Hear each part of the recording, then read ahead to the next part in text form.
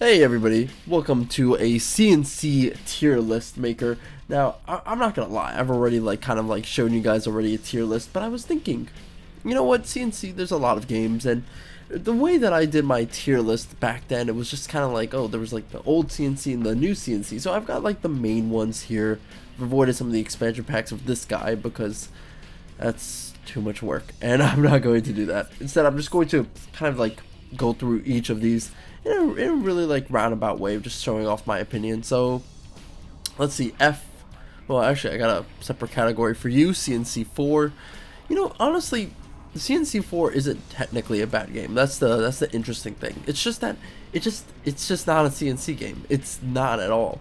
Also, here's a funny thing: if you're a YouTuber and you want to upload videos of CNC4, if you upload images, or not images, videos of the cinematics of the game as well as the in-game music, they're all copyrighted, so you're not going to be able to put it on YouTube, which is why I don't do a lot of CNC4 unless I guess the music has to be completely off.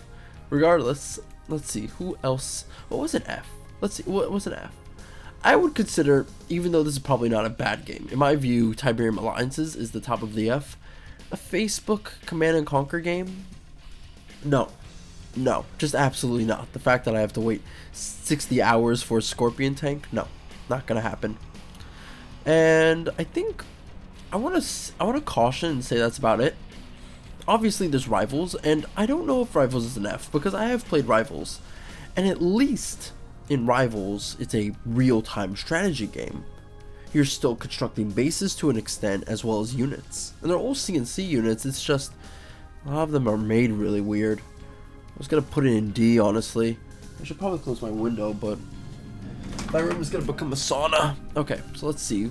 I'll keep that around for now. What's D? What is a game that, by the way, with these rankings, none of these games are particularly bad. It's just, I just view them differently in my, I guess my own enjoyment. Let's see. What's a D for me? I'm gonna say the original Command and Conquer. I don't know. It's just kind of boring. And with OpenRA existing, I kind of do find OpenRA to be the much preferred weapon. I'm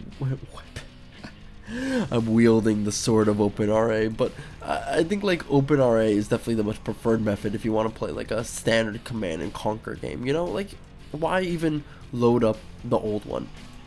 I guess, you know, if you want to play the campaign and if you do want that nostalgic experience. But for people like me that don't really have that, I mean, there's no need for me to go back and play this. I'll just play OpenRA. I should have had OpenRA on this list, but shoot me in the head, I guess. I forgot. Okay, so anything else in D? Let's see. No, I would caution not, actually. So let's go for C, actually. C would probably go into the realm of category of I have 2 Red Alert 3s. Damn. That's honestly a blow. So in terms of my enjoyment and my personal enjoyment, I'm going to give it to Renegade. I am not a fan of the first person Command and Conquer game.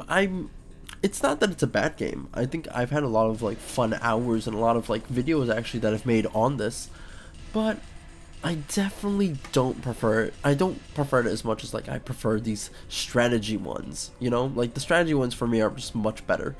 And so I would say that Renegade, in terms of myself personally, I view it as a C because I just definitely don't like that. You know, just give myself the poop emoji. Oh, I already did that. Okay, so let's go with B, I guess, because I can't put anything in C. I feel you know, all these games are just awesome in some capacity. So maybe I'll do should I do Red Alert? No, we'll put that in C. Red Alert 2. Red Alert 2 for me, I would put that in S. Red Alert 2 is probably the best made out of the 8-bit Command and Conquer games. It has the most realized factions.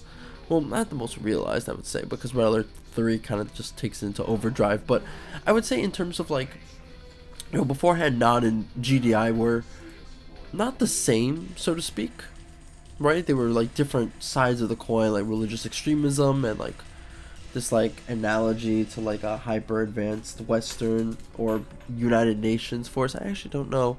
GDI is United Nations. Yeah, no, they are global. Yeah, Global Defense Initiative. So I would say that those are cool factions, but Red Alert 2 just takes it over the edge. Soviet blimps that drop like humongous bombs, and krakens that you control with mind control. The fact that there's mind control in general.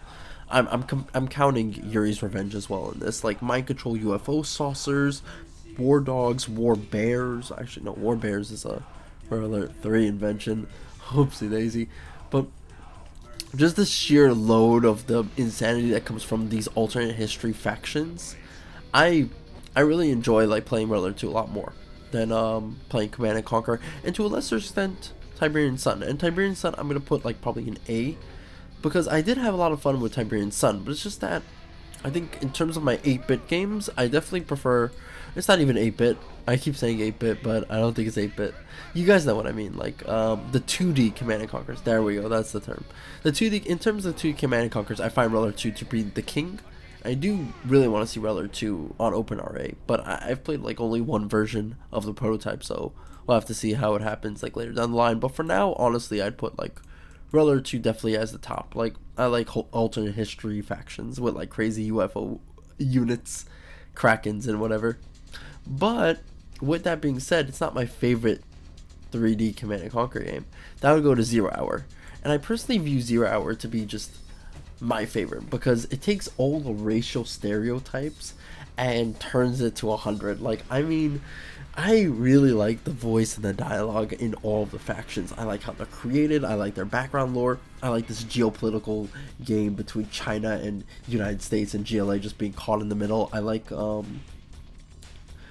it. It's a raunchier Command and Conquer. I feel like Red Alert 2 can be made in this day's era, probably without the 9/11 mission, but 0 Hour can't. Like, you can't have another GLA. That's why when Generals 2 was created, they probably went for more like global GLA. That's why they added in South American commanders with no affiliation to Islam, because that's the big thing. Like, you have terrorists in this game with suicide bombers. It's nutty. It's absolutely nutty. So I view it as like a special Command and Conquer game, and I also view it as like the better one, right? The factions are just more interesting to play around with. You have the United States, China, and GLA. GLA being the most fictitious, but it's based around like ISIS, Al Qaeda. What game will let you play as Al Qaeda? You know, that's funny. Red Alert 3. Oh, I guess generals. Generals will go like below it, not by much. I just think 0 Hour is definitely improvement. Red Alert 3, I would probably put it here, because I do prefer, again, this alternate history games a lot more. And let's be honest, I mean, Red Alert 3 just takes it into overdrive, like mecha, Japanese anime units, as well as like war bears and all this like crazy stupid Soviet shit. And then afterwards the GD, did I just say GDI? I'm getting the factions wrong, but they are kind of similar. The Allies with their like humongous bombers. Like, I love the game. I love Red Alert 3. I know a lot of people don't, but for me it's a personal favorite. I do think Red Alert 2 is the better game. And there are a lot of things in Red Alert 3 I don't like. I don't like the way resources are collected. I don't like the way that I don't like that Empire. The Empire faction doesn't have like a starting anti-air unit. That's fixed in Uprising, but it's kind of weird, you know, especially since the other two factions have like anti-air units at the start. I don't like some of the balance issues, but Red Alert 3 for me is my favorite Command and Conquer, since it's actually technically my first one. So Uprising, I will put it below. It's just a expansion pack that adds in like lackluster campaigns. Actually I'm gonna put Uprising on C, because Uprising is so disappointing. Like, I mean, there's the commander challenges, which are fun, but the campaigns are so stupid. The Yuri campaign is the most poorly written campaign I've played in a Command and Conquer game. So don't play this. Just ignore it. Or if you're gonna play this, ignore the campaign, because it's worthless. Alright, so I'll ignore that. The Kane's Wrath and Command and Conquer. Now I've left B completely alone, and I might give it to Command. Like, here's the problem. I really love Command and Conquer, but like, I think my sole issue with Command and Conquer 3 is that the mini-map is just so terrible. But otherwise, like, I do love the gameplay of it. So I would probably put it in the... In fact, I absolutely love the gameplay of it. I find that in terms of Tiberian Sun, Command & Conquer 3 in a lot of ways is superior in terms of the campaign. You do have, granted, I mean, I personally, I don't know, I do think like the cinematics in 3 look better than the second one, but I did enjoy these games a lot more in my life, way more than Tiberian Sun. So if anything, I would put it maybe here. Even though Tiberian Sun, you know what? Actually, I should probably put Tiberian Sun in B and put these two in A. Yeah, that illustrates my point a lot more, because the reason why I put Tiberian Sun in A first was because I never found it to be a bad game. I just didn't enjoy it as much. But you know, I like the 2D Command and Conquer. It's just for like a quick foray. But really, now that I think about it, when it comes to Command and Conquer 3, I do enjoy the gameplay of that a lot more.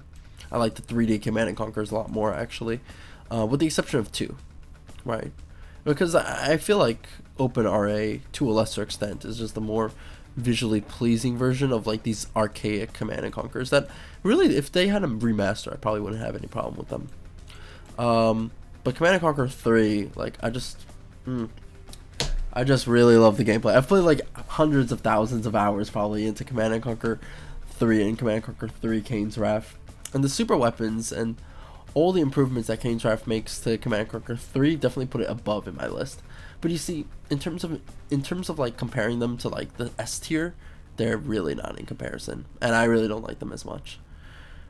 People are not gonna like the fact that I put like these 3 games above Tiberian Sun, but like, truth be told, I just don't enjoy Tiberian Sun as much, especially when I have these 2 games to play around with as well. But granted, I do play Tiberian Sun, just not on the off chance. Also, if you play these games modded, all 3 of these games, a lot of your issues can be fixed. Like, there's Realer 3 mods where like you can collect from like a field of ore instead of like these singular spots, and they change up like a lot of like the balance issues.